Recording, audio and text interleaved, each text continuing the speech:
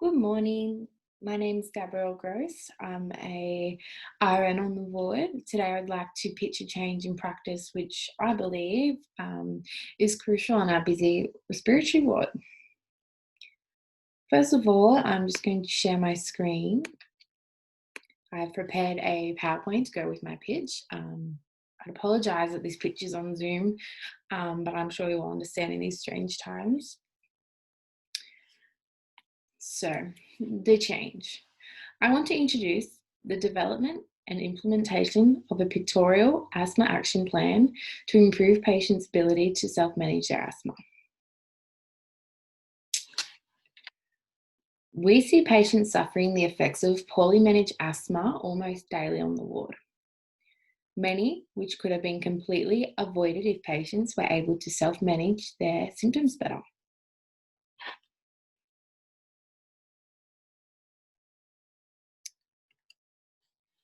This flowchart provides a clear explanation of how we should be communicating with our patients when we're providing health education.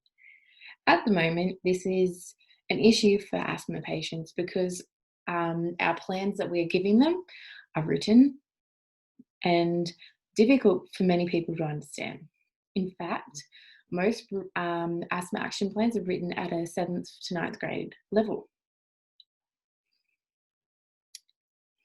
Whereas to have a successful relationship with our patients, we need to be able to listen to them, understand that current measures aren't working, and to collaboratively tailor a clear regime for the patient. As I just explained, that's not happening at the moment due to the level of literacy skills that is needed to interpret plans. Therefore, pictorial asthma plans will help educate people before they are discharged and left to manage their symptoms independently. We are given the opportunity to educate and provide these people with tools to enhance their lives in the long run. So why aren't we? Evidence shows that current written asthma action plans are complex and confusing for many patients. As I described earlier, this results in non-adherence and poor self-management. Not only does that cause poor health outcomes, but it causes hospital admissions that could be avoided. For children and adolescents in particular, this means missing out on school and being isolated from peers.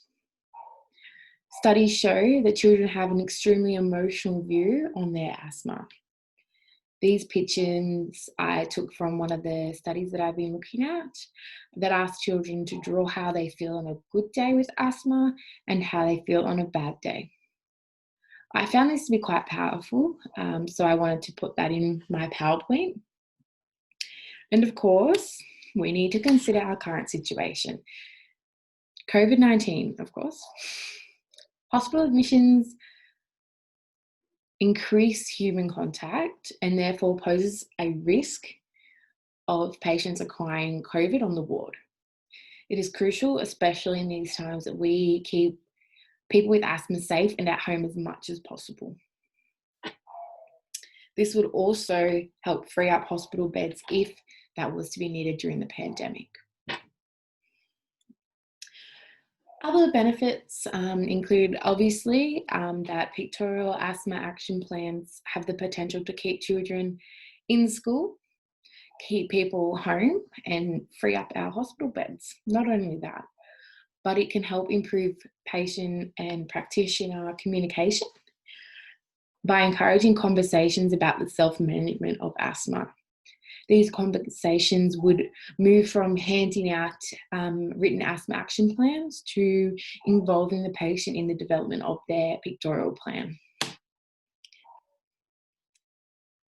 As you all know, asthma is complex. Asthma medication is even more complex.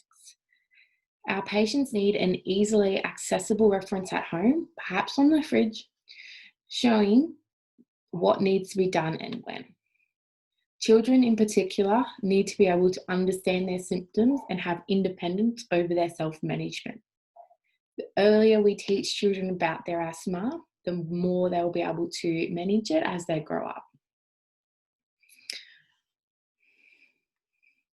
Parents need to be able to explain the steps to their children and in a way in which they can visualize and learn from.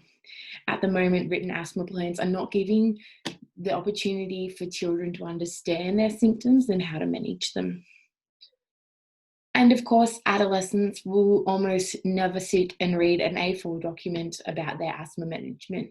So let's simplify this.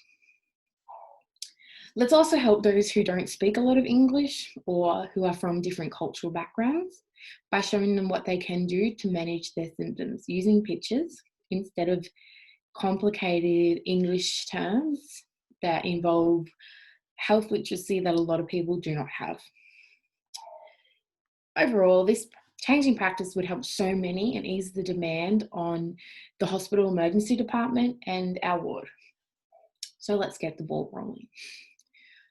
That's about all I wanted to cover for this pitch. Please contact me with any inquiries or suggestions that you have. It's time for change and I'd love your input. Thank you very much.